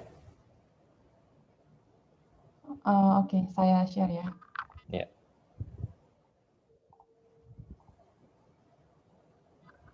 Bisa dilihat? Bisa, sudah. Oke, nama saya Sandrali dari Food Science and Nutrition angkatan 2015. Saya akan membahas tesis saya tentang isolasi dan karakterisasi mikroorganisme untuk produksi kecap Indonesia bergaram rendah. Mohon maaf jika di presentasi ini penjelasan saya akan disingkat padatkan oleh karena waktu yang sangat singkat. Kita ke introduction. Kecap dikenal sebagai cairan berwarna coklat muda yang dicirikan oleh rasa asin yang pekat dan aroma yang kaya. Sebelum kita beralih ke poin utama, kita perlu mengetahui pentingnya garam dalam produksi kecap. Jadi apakah keuntungan dari salinitas yang tinggi untuk kualitas akhir? Tentunya rasa asin dari kecap untuk mencegah mikroorganisme yang tidak diinginkan dan juga memperpanjang shelf life dari kecap tersebut. Sedangkan kekurangan kondisi salinitas tinggi dapat meningkatkan risiko hipertensi dan juga perkembangan kardiovaskular. Dan biasanya fermentasi garam tinggi ini membutuhkan waktu fermentasi yang lebih lama. Ini adalah produksi kecap tradisional Indonesia. Ada metode yang terbagi menjadi 3 bagian, yaitu fermentasi substrat padat, fermentasi air garam, dan pemurnian. Pertama, fermentasi substrat padat merupakan proses awal dalam fermentasi kecap, di mana koji dihomogenasikan bersama starter culture jamur koji. Kedua, fermentasi air garam atau brine fermentation melibatkan penambahan air garam ke dalam koji yang menghasilkan moromi atau baceman. Dan langkah terakhir adalah pemurnian, di mana cairan dari pemurnian ini adalah kecap. Saat fermentasi substrat padat, biasanya spesies Aspergillus dan Rhizopus ditambahkan ke dalam produksi kecap sebagai starter culture. Fermentasi ini diproses di lingkungan terbuka dan non-aseptik yang dapat terpapar terhadap mikroba-mikroba lainnya. Dalam fermentasi air garam, terdapat 2 langkah, yaitu lactic acid fermentation dan alcoholic fermentation. Pertama, lactic acid atau asam laktat yang mengakibatkan penurunan pH moromi atau baceman. Dan kedua, fermentasi alkohol, di mana alkohol itu terproduksi di sini. Jadi apa peran jamur, bakteri, dan ragi dalam produksi kecap? Jamur koji menghasilkan enzim-enzim yang mengubah makronutrients ke senyawa sederhana, yang pada akhirnya digunakan sebagai nutrisi oleh bakteri asam laktat dan ragi dalam fermentasi moromi atau baceman. Pada fermentasi moromi, bakteri asam laktat toleran garam berperan untuk memproduksi asam laktat, dan ragi untuk memproduksi etanol dan senyawa volatil lainnya, yang pada akhirnya menghasilkan rasa dan aroma kecap yang unik. Nah, ini challenges buat penurunan garam di produksi kecap ya. Untuk memitigasi permasalahan ini pada kecap bergaram tinggi, maka produksi kecap bergaram rendah dengan tantangan menjaga kualitas rasa serta keamanan adalah tujuan dari penelitian ini. Berdasarkan penelitian sebelumnya, telah dinyatakan metode untuk memitigasi tantangan yang tadi disebutkan, yaitu dengan penambahan starter culture, di mana studi ini mengarah pada pentingnya melakukan isolasi mikroba yang berpotensi untuk digunakan dalam proses produksi kecap bergaram rendah. Nah, objektif kita adalah untuk mengisolasi dan karakterisasi mikroorganisme pada sampel koji dan moromi dari Majalengka untuk digunakan sebagai starter culture dalam produksi kecap bergaram rendah.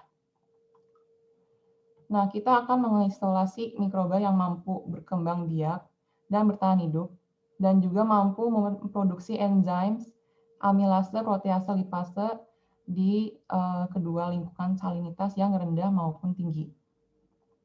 Kita ke metodologi. Fase pertama adalah koleksi dan preparasi sampel. Dan kedua, koji, moromi dilapisi pada agar yang mengandung garam 5% dan 10%, dan isolat-isolat tersebut itu diinkubasi, dimurnikan, dan dikriopreservasi. Fase kedua, sampel isolat dikarakterisasi berdasarkan morfologi di bawah mikroskop. Pengujian amilase, protease, dan lipase dilakukan pada masing-masing agar yang mengandung pati, susu skim, dan tributirin dengan kandungan garam 5% dan 20%. Fase ketiga adalah PCR dan gel electrophoresis assay. Nah, pengujian PCR dan gel electrophoresis ini dilakukan untuk mendeteksi bakterial dan fungal DNA.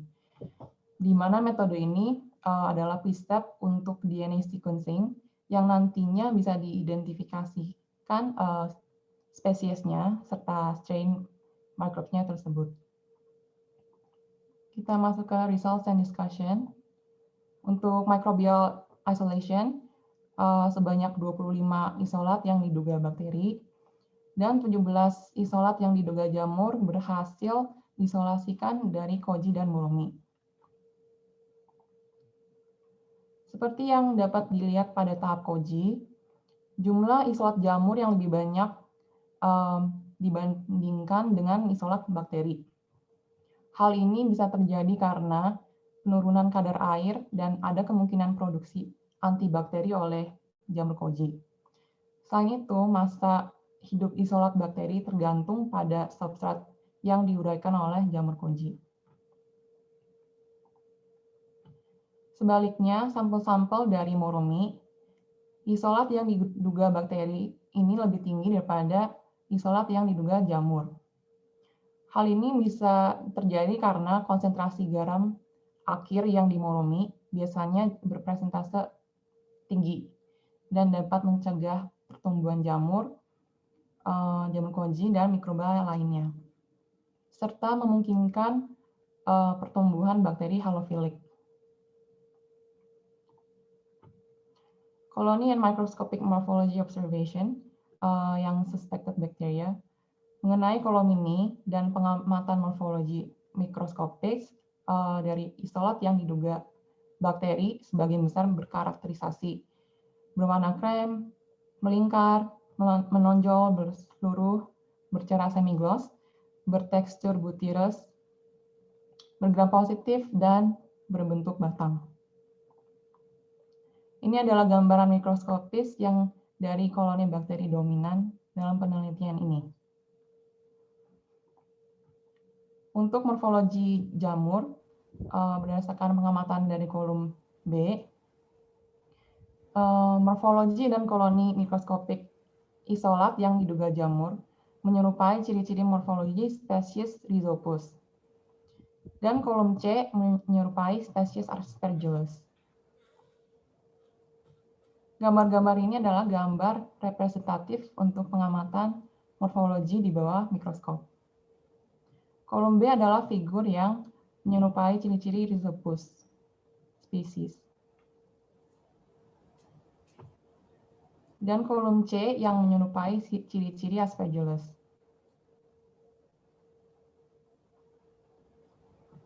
Untuk biochemical analysis,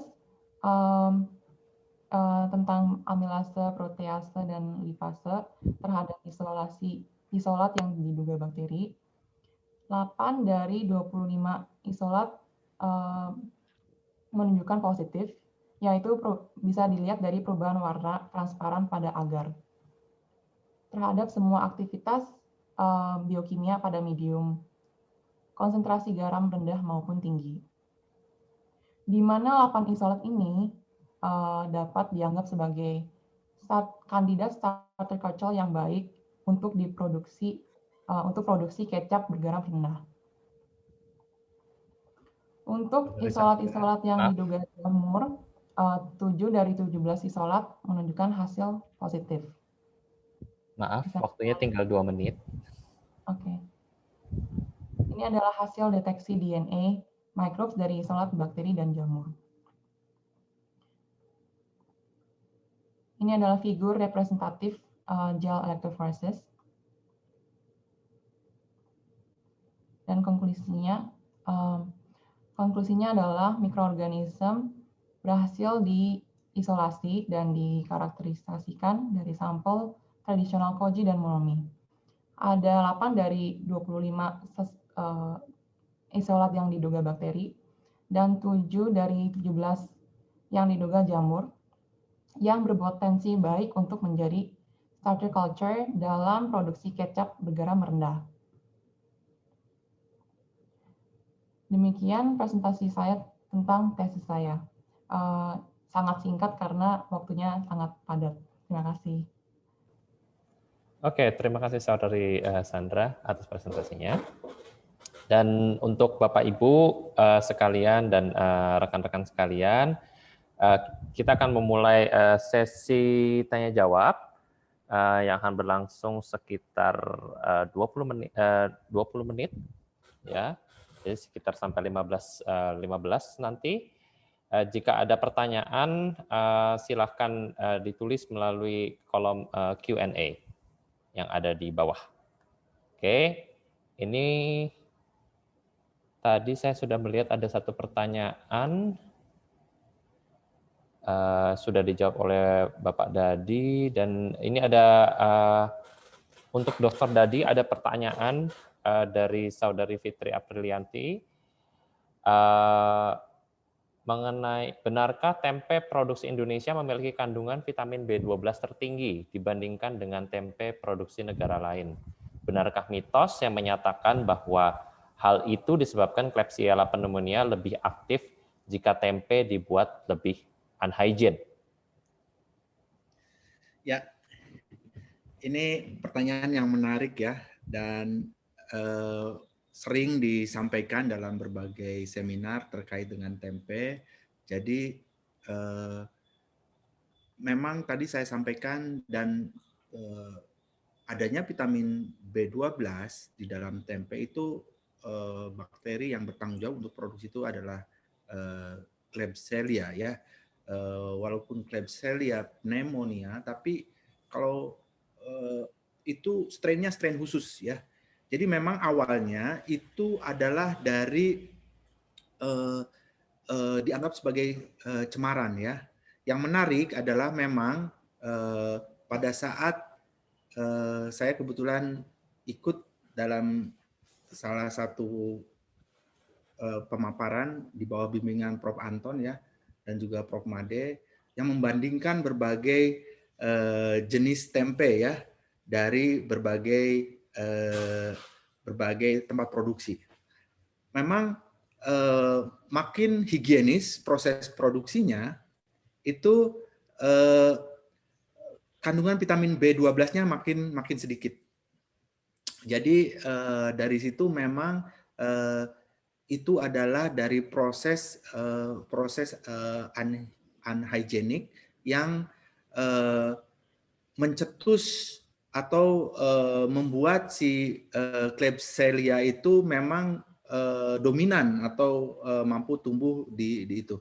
Tapi sedang ada upaya yang dilakukan, sedang diisolasi sehingga nanti Klebsiella itu menjadi starter, bagian dari starter di dalam tempe, sehingga itu kita tetap bisa mempromosikan proses produksi tempe yang higienis tanpa khawatir kandungan vitamin B12-nya menurun ya. Jadi memang faktanya saat ini seperti itu. Oke, terima kasih Dokter Dadi atas jawabannya. Kemudian ada pertanyaan mengenai absen. Nanti akan ada lembar evaluasi, dan itu sekaligus juga sebagai kebutuhan untuk absen kembali dan untuk mendapatkan sertifikat setelah ini. Kemudian pertanyaan selanjutnya kepada Dokter Dadi. Dengan produksi tempe low hygiene, mikroba patogen apa yang banyak muncul? Bagaimana dengan aflatoksinnya dari Saudari Nela Fitri? Ya, baik. Terima kasih pertanyaannya. Jadi proses hygiene, unhygiene dalam proses produksi tempe ini dari beberapa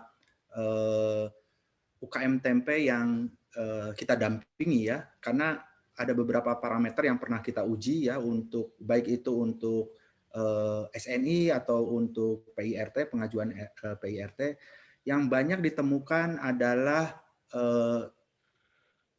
E. coli ya, E. coli, kemudian bakteri-bakteri yang dominan sih yang paling banyak bakteri. Kita tidak pernah menemukan aflatoksin karena aflatoksin itu biasanya muncul dalam bijinya ya, sudah terbentuk sebelum proses fermentasi itu terjadi.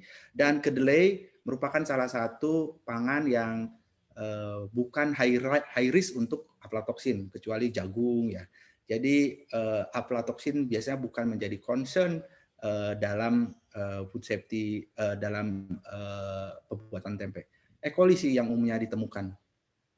Oke. Dari patogennya.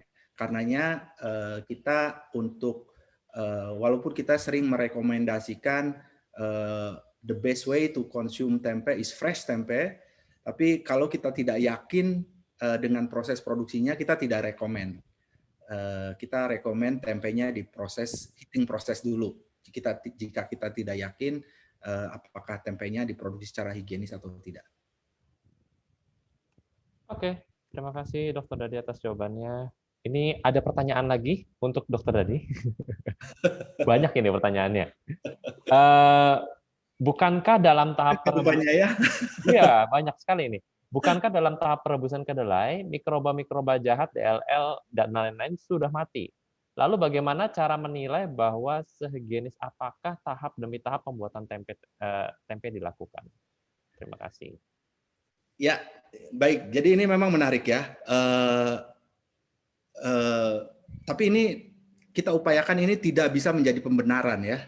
Bahwa walaupun proses produksi tempe begitu jorok ya, tapi kita tidak sampai saat ini tidak pernah menemukan ada kasus outbreak ya, keracunan akibat tempe ya. Ini lain halnya dengan tempe bongkrek ya, karena itu yang terjadi bongkreknya, dia menggunakan ampas kelapa. Kalau tempe kedelai jarang sekali laporan keamanan pangan yang mengaitkan dengan tempe. Tapi itu tidak bisa menjadi pembenaran. Penjelasannya adalah karena memang sifat dari mikroorganisme adalah pada saat ada mikroba yang dominan, maka dia akan dominan gitu loh, akan mengalahkan mikroba-mikroba patogen yang berbahaya bagi tubuh kita. Nah, kelebihan dari tempe adalah mikroba yang dominan adalah tadi seperti saya sampaikan bakteri asam laktat ya, yang dia mempersiapkan segala sesuatunya untuk ragi, untuk Rhizopus oligosporus ya. Kemudian nanti setelah bakteri asam laktat selesai tugasnya, dominasi diambil alih oleh Rhizopus. Nah, sehingga faktor-faktor itulah yang membuat tempe jadi itu. Dan juga saya sebutkan di slide saya bahwa ada satu temuan yang menyebutkan bahwa Rhizopus itu membentuk zat antibiotik ya. Jadi memang membentuk yang mencegah bakteri patogen mampu tumbuh dan hidup di dalam tempe ya. Tapi kalau misalnya masih ditemukan E. coli ya, seperti yang sering kita dampingi, itu biasanya itu dalam handling ya, dalam handling misalnya di pasarnya ditempatkan di terbuka ya, sehingga di permukaannya itu kalau di swab itu masih ditemukan terutama E. coli. Oke, baik. Terima kasih Dokter Dadi atas jawabannya. Dan sekarang kita akan coba pindah ke pembicara yang lain. Ini ada pertanyaan dari Bapak Joshua Rogi untuk Ibu Sandrali, untuk Saudari Sandrali. Bagaimana cara kita untuk mengetahui atau mengukur kandungan salinitas garam yang tinggi dalam fermentasi kecap sehingga dapat dinilai baik ketika berada dalam kecap setelah proses fermentasi?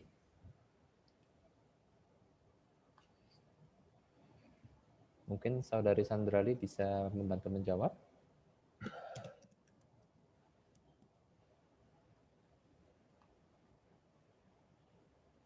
Atau oke, pertanyaannya kalau begitu kita tunda dulu, nanti kita coba pindah ke pertanyaan yang lain. Ini dari Saudari Zulfiana Dewi, dan saya rasa ini pertanyaannya untuk Dokter Dadi lagi. Fermentasi pertama pada tempe tersebut apakah terjadi secara spontan dan apakah sudah diketahui jenis bakteri asamnya? Ya, jadi memang fermentasi tahap pertama spontan. Tapi biasanya bagi produsen tempe yang baru memulai usahanya itu biasanya memerlukan bantuan dulu ya, memerlukan bantuan karena bakterinya belum tersedia ya. Biasanya ngambil dulu air rebusan dari tukang tempe tetangganya atau siapa gitu lah. Karena memang suasananya belum terbentuk ya. Tapi pada saat itu sudah terbentuk, sudah menjadi tempat produksi rutin tempe itu spontan. Dan bakterinya adalah bakteri asam laktat ya, Lactobacillus. Strainnya ada beberapa strain, tapi secara umum lactic acid bakteria. Oke, baiklah. Terima kasih Dr. Adi atas jawabannya. Mengingatkan sekali lagi untuk para peserta, di kolom chat sudah ada lembar evaluasi yang dapat diisi dan kemudian nanti itu juga sebagai attendance dan juga nanti untuk mendapatkan sertifikat. Kita lanjut ke pertanyaan selanjutnya. Kita pindah dulu ke pembicara yang lain, yaitu untuk Bapak Radit. Ini ada satu pertanyaan dari Saudari Fitriana. Apakah aman memakai nutritional yeast? Karena anak saya pernah coba instant yeast dan langsung lebam-lebam. Anak saya autoimun ITP. Terima kasih. Saya akan mencoba pertanyaan ini. Jadi saya kurang paham ya autoimun ITP itu apa. Tapi kalau memang itu berdasarkan dari instant yeast, itu bisa jadi dua kemungkinan antara memang toxic compounds atau memang tidak dapat mentoleran yeast cell atau tidak dapat mentoleran senyawa yang diproduksi oleh yeast. Kalau memang dia intoleransi terhadap senyawa yang diproduksi oleh yeast, menggunakan nutritional yeast itu tidak apa-apa. Tetapi ketika dia intoleransi terhadap yeast cell tersebut, menggunakan nutritional yeast pun saya sarankan tidak. Jadi untuk aman ya. Tapi saya tidak tahu apakah itu berasal dari senyawa yang dihasilkan oleh yeast, contohnya misalnya etanol atau mungkin ada senyawa lainnya, atau dari yeast cell tersebut. Jadi saran saya untuk tidak menggunakan sama sekali. Oke, terima kasih Bapak Radit atas jawabannya. Dan ini ada satu pertanyaan lagi dari Saudari Sulfiana Dewi untuk Bapak Radit. Fermentasi secara spontan atau natural menjadi modern, menemui kendala dalam hasil organoleptik yang berbeda. Bagaimana cara mengatasinya sehingga hasil organoleptik tetap sama dengan spontan? Ya, di sini sangat menarik. Jadi ada satu teknik kunci dalam memodernkan spontaneous fermentation itu dengan nama teknik backsloping. Jadi backsloping itu dia proses spontaneous dari awal, lalu dia mengambil bagian dari fermented foods gitu ya, dan dia lakukan lagi proses fermentasinya. Ini salah satu contoh nyatanya di sourdough. Jadi di sourdough production itu sourdough yang matang atau sourdough yang mature itu dia harus minimal 8 sampai 10 hari fermentasi atau backsloping steps. Jadi dia mengambil sourdough dari hari pertama untuk hari kedua, lalu hari kedua untuk hari ketiga, hari ketiga untuk keempat dan seterusnya. Di situ kita dapat mendapatkan hasil organoleptik yang tetap unik dan juga mendapatkan kontrol dan mendapatkan konsistensi dari fermented foods yang kita dapatkan di akhir. Jadi tanpa mengurangi keunikan spontaneous fermentation, jadi kita bisa dapat aplikasikan backsloping teknik. Oke, terima kasih atas jawabannya Bapak Radit. Sekarang kita pindah ke pertanyaan yang selanjutnya. Ini ada pertanyaan dari Saudari Aulia Suyatman. Untuk Dr. Dadi, apakah kandungan gizi tempe yang berasal dari kedelai lebih baik dari tempe yang berasal dari bahan selain kedelai, misalnya lentils, black bean, dan lain-lain? Baik, Terima kasih. Ini juga pertanyaannya baik sekali. Ini juga salah satu yang kita bahas sebagai kearifan dari nenek moyang kita ya. Kenapa nenek moyang kita membuat tempe dari kedelai ya? Ternyata pada saat sekarang ditemukan kedelai itu merupakan jenis kacang-kacangan yang komposisi zat gizi makronya itu paling proporsional ya, antara protein, karbohidrat dan lemak itu paling proporsional dibanding kacang-kacang yang lain, terutama protein ya.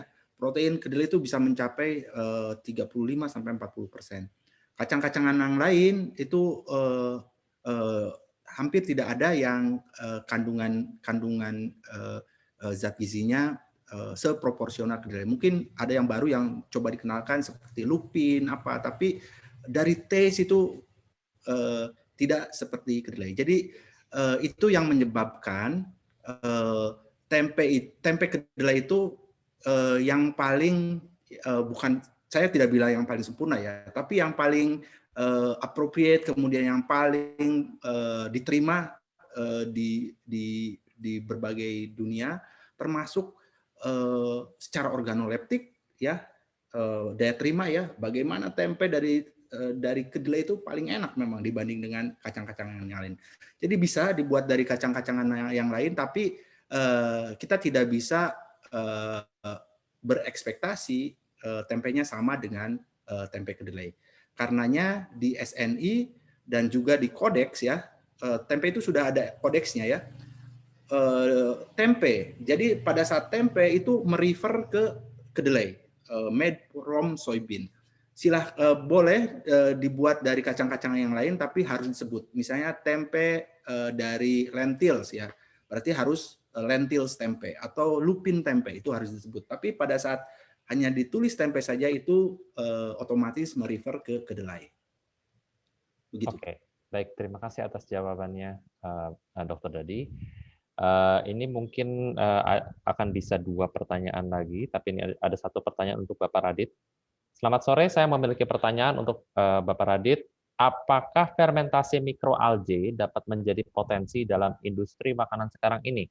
Karena selama ini fermentasi alga hanya digunakan untuk produksi etanol, dan bagaimana pengaplikasiannya dalam industri makanan tersebut? Untuk fermentasi alga itu sangat bisa jadi salah satu contoh konkret suplemen makanan itu spirulina. Itu dia dari alga dari golongan cyanobacteria, dan itu dia dikenal sebagai superfood. Jadi sebagai superfood dia kaya akan protein, dia kaya akan short chain fatty acid, dan dia juga kaya akan antioksidan. Jadi sangat mungkin untuk melakukan fermentasi alga, hanya saja fermentasi alga itu mungkin sedikit lebih rumit dibandingkan dengan fermentasi bakteria. Jadi lebih challenge-nya mungkin lebih ke technological and process. Tapi kalau sudah dapat alganya sendiri, biomass alganya sendiri, itu sangat mungkin untuk diaplikasikan di berbagai makanan sebagai superfood. Oke, baik. Terima kasih atas jawabannya Bapak Radit. Ini mungkin akan jadi pertanyaan terakhir untuk sesi webinar ini. Ini pertanyaan untuk untuk Dr. Dadi. Berkaitan dengan pembuatan tempe, apakah karakteristik tempe dapat dipengaruhi faktor eksternal, misalnya lingkungan? Jika iya, bagaimana cara produsen tempe skala UKM untuk menjaga karakteristik atau kualitas tempe agar tetap konsisten? Baik, terima kasih pertanyaannya. Jadi memang proses pembuatan tempe ini banyak faktor yang mempengaruhi, termasuk eksternal ya, proses produksi, kemudian lingkungan produksi, kemudian kita mencoba mengedukasi bahwa tempe yang baik adalah tempe yang diproduksi secara higienis. Jadi kita sudah menerbitkan, nanti silakan bisa di-download juga di websitenya Forum Tempe atau follow Instagramnya mytempe.id. Di situ ada tahapan proses pembuatan tempe ya, tahapan-tahapannya. Jadi jika tahapan tersebut diikuti, kemudian karena ini betul-betul melibatkan mikroorganisme, mikroba yang memang secara dorman ya, secara mikroba itu tumbuh optimal di iklim tropis seperti Indonesia, untungnya kita tidak perlu ada perlakuan khusus, perlakuan tambahan ya. Karena memang iklim Indonesia itu sangat cocok untuk proses fermentasi tempe. Beda halnya dengan di iklim subtropis ya, pada saat produsen tempe di sana, baik itu kelembaban, kemudian suhu, itu harus perlu ada treatment khusus, ruang fermentasi khusus agar proses fermentasi bisa berlangsung optimal. Jadi untuk Indonesia cukup higienis ya, proses produksinya higienis, ruangan produksinya dijaga kebersihannya, kemudian itu bisa memastikan bahwa tempe akan diproduksi secara higienis. Dan kami juga dari Forum Tempe Indonesia secara rutin melakukan edukasi, baik itu edukasi untuk training proses pengolahan tempe. Silahkan bisa visit dan follow IG kami, nanti bisa ikut program-program yang kita laksanakan. Oke, baik. Terima kasih untuk jawabannya, Dr. Dadi. Ini kita masuk, ini ada satu pertanyaan tadi mau dijawab oleh saudari Sandra, mungkin mau menjawabnya sekarang, yang mengenai dari Bapak Joshua Rogi.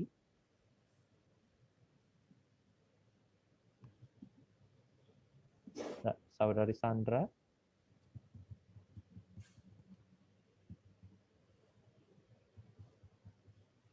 Oke, baik. Kelihatannya tidak ada respon. Kalau begitu, untuk sesi webinar kali ini, untuk sesi pertanyaannya akan kami tutup, dan untuk sesi webinar kali ini akan kita selesaikan, dikarenakan waktunya juga yang sudah agak berlebihan. Terima kasih sudah menghadiri webinar Food Science and Nutrition dari I3L. Sampai jumpa di webinar selanjutnya. Dan jangan lupa untuk mengisi daftar hadir dan evaluasi yang ada untuk mendapatkan sertifikat yang nanti akan dikirimkan melalui email. Terima kasih. Terima kasih juga untuk para pembicara ya, Dr. Dadi dan Pak Radit dan Miss Sandra. Sama-sama, terima kasih atas opportunity-nya. Ya. Oke, terima kasih. Mudah-mudahan bermanfaat. Selamat sore. Ya. Selamat sore. Selamat sore. Selamat sore.